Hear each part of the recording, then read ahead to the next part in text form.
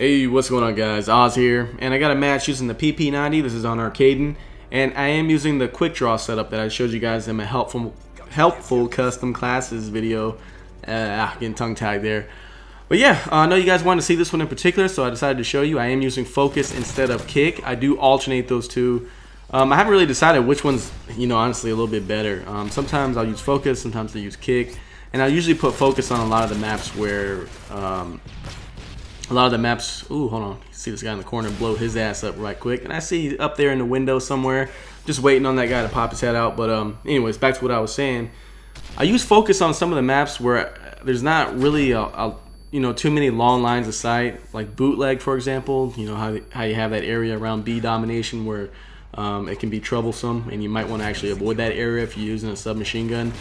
But yeah, sometimes on that one I'll use kick just to lower my recoil a little bit. But maps like this, definitely, I'm starting to think focus might be the way to go, as you can just bulldoze through people. And focus is really good on maps where teams like to cluster up a lot, and you run into like 2 or 3 at a time. Although if you're running into 3 guys at a time, it's very rare you're gonna win that gunfight anyway. But yeah, this was a really good match. I was actually thinking Moab in the beginning here because I got off to a really strong start, and unfortunately, it didn't really work out. I got my plans ruined by a Predator missile, as you guys will see coming up here.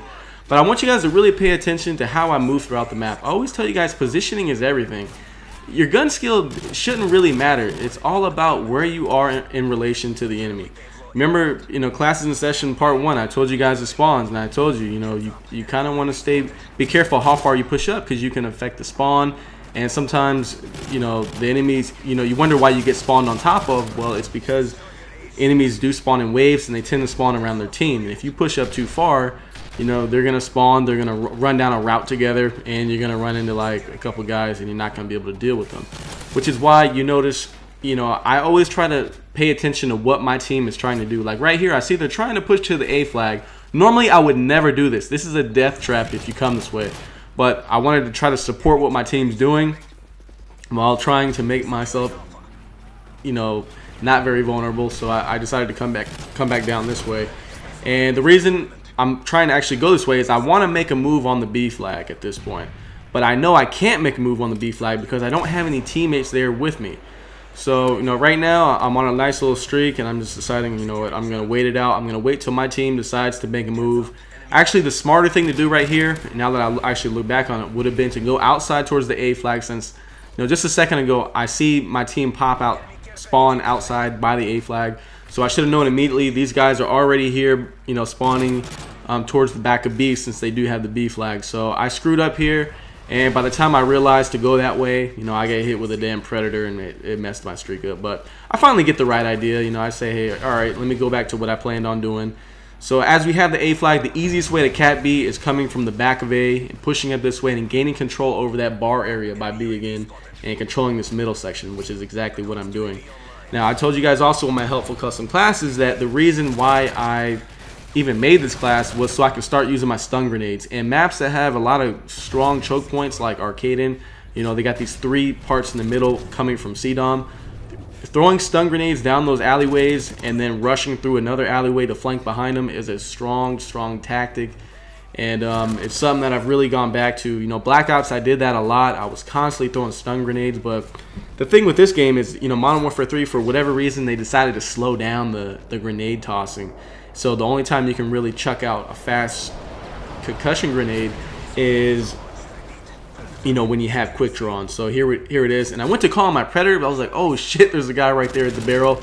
So I just prayed, and I jumped, and I just shot him, and luckily he didn't kill me, and I was able to get him. So there we go. Give me another Predator, and that's exactly why I use the Predator, guys. Is getting four kills with 4 or 5 kills with your gun when you include that flag cap from the point streak is incredibly easy.